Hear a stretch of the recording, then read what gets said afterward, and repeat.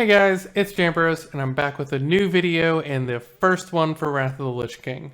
For all you achievement hunters out there, I'm doing a quick review of things you should get started on now, for achievements that will actually be easier now, or in pre-patch than in Wrath itself. I'll start with the Feats of Strength, which don't actually award achievement points, but if you're a completionist, you'll probably want as many of these as you can get anyways. These also tend to be some of the hardest to obtain. Legendaries, rare mounts, etc., but not necessarily all of them. These two feats of strength, Hand of Vidal and Champion of the Naru, will not be attainable in Wrath at all, and you will not be able to get these titles. It's possible you won't be able to get these in pre-patch either. They are both part of long quest chains that involve killing raid bosses in TBC. Champion of the Naru was the attunement for Tempest Keep in SSC, and Hand of Vidal was the attunement for Mount Hyjal and Black Temple.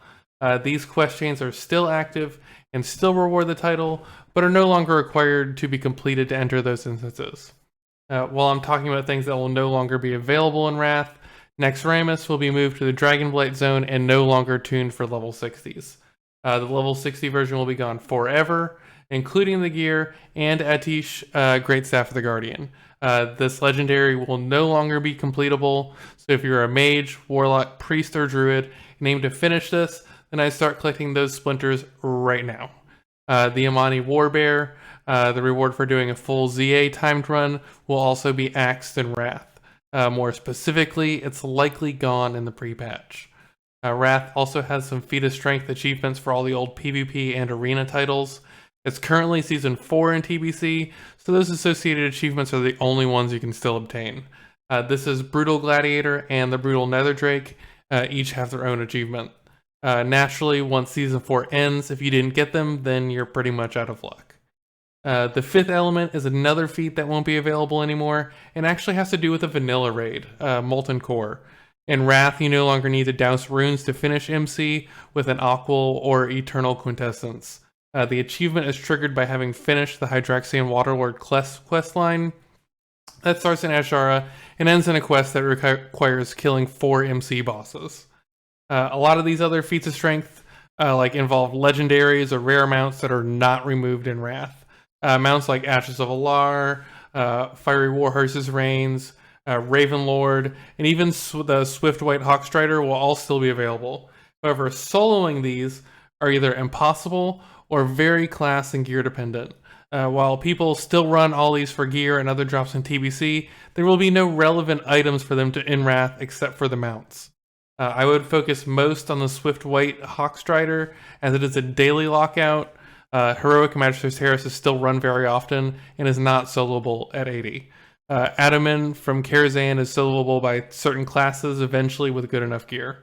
Ravenlord is able to be soloed by a druid in Wrath with a good feral spec, so if you don't play a druid, you'd have to convince one to take you. Ashes of Alar and therefore Tempest Keep is never soloable. In fact, you'll still have to get a decent sized group together to be able to kill Kale, on top of it still being very, very rare. It should be obvious for the legendaries, Thoradal and the Warglaves. If you're in line for them now, then just pray they drop. If you're not in line for them, you'll still have to take decently large groups through BT and Sunwell to acquire them in Wrath. I wanted to include the level 60 Onyxia's Lair achievement here, even though it's in a weird place. It's very easy at 70, much less 80, but it does eventually disappear when the level 80 version of Onyxia is released. So just make sure to kill her once if you haven't already by then. There is one feat of strength that you can get specifically in pre-patch during the Scourge Invasion event. The Tabard of the Argent Dawn is obtainable by turning in Necrotic Runes to an event quartermaster. The last feat I have here is a bit subjective, but if I had to guess, it is easier to finish now and during pre-patch than the rest of Wrath. Hero of Shatrath requires you to have been exalted with both the Scryers and the Elder.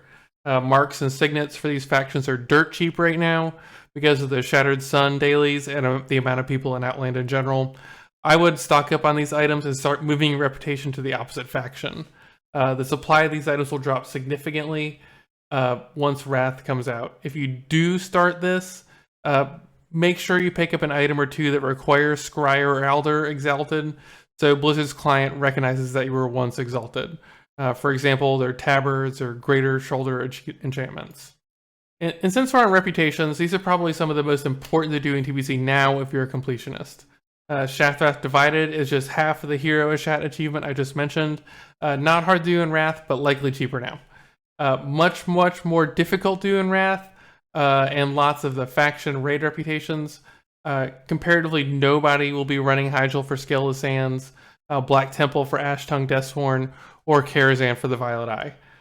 The Burning Crusader requires Exalted for all of the Outland dungeon factions, and it is much easier for you to obtain Exalted with all of these running heroic dungeons in TBC than finding a group to grind them in Wrath, or slowly chip away at them with a class that can solo parts of these dungeons.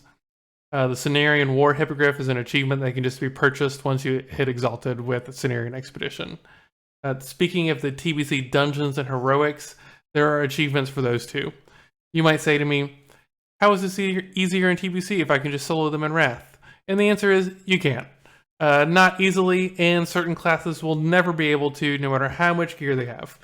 Completing the heroic gives you the normal achievement as well, so the play is really just to complete all the Outland Dungeon Hero, while people still run them in TBC. If Outland Heroics are a struggle, then obviously the raids are impossible to solo. People still run these raids in TBC. You're much better off finding a group to kill Vash or Magtheridon right now instead of in the middle of Wrath. There are a few stacking achievements in the General tab.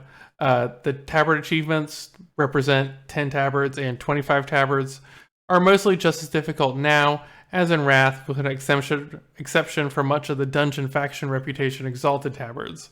I mentioned that just a little bit ago. The Mount achievements, Stable Keeper, Filling Up the Barn, Leading the Cavalry, and Mountain of Mounts were mostly covered in the Feats of Strength and Reputation sections. Things like Ashes, the White Hawk Strider, and the Cenarian War Hippogriff all have their own achievements. There are 2 mounts that may be more difficult in Wrath. The Dark War Talbuk and the Dark Riding Talbuk. These are the Hala mounts and require Hala battle tokens, meaning you actually have to kill some of the opposite faction there. Unless it's coordinated, this area will be mostly abandoned in Wrath. So these will be very hard to get. However, with the state of imbalance in so many of the TBC servers, these may already be practically impossible to get. The pet achievements, Can I Keep Him, Plenty of Pets, Shop Smart, Shop Pet Smart, and Little Game Hunter have a couple notably easier pets to obtain in TBC. Mojo is a pet from ZA that has a chance to drop when you use the Hex Sticks that drop during the raid, and the Phoenix Hatchling drops from Kael'thas and Magister's Terrace. Both are currently run all the time, won't be in Wrath, and will not be soloable. The last 4 pets, Chuck, Muckbreath, Toothy, and Snarly, are 4 baby croc pets and leads me into the last section.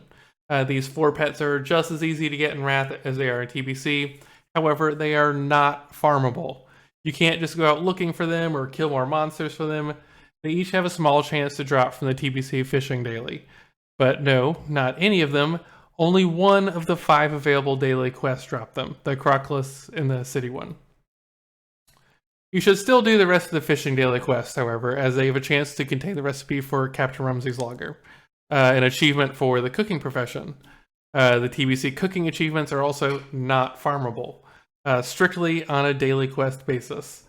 Not necessarily harder in Wrath, but the cooking achievement, the meta achievement, is notorious for taking absolutely forever since you can only do it once a day. If you haven't already, then you should start doing these now, both cooking and fishing. To finish, the Outland Gourmet requires several recipes that only come from a reward for the cooking daily, including the delicious chocolate cake that also has an achievement of its own. I'll finish up with the only real PvP achievements that I think will be easier in prepatch than in actual Wrath. Most of the PvP achievements are level 80 only, or just as easy or hard as in TBC.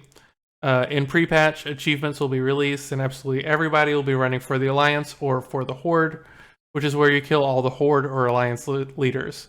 It'll be easy to get a group, and it's a lot of fun, plus you get a free bear mount.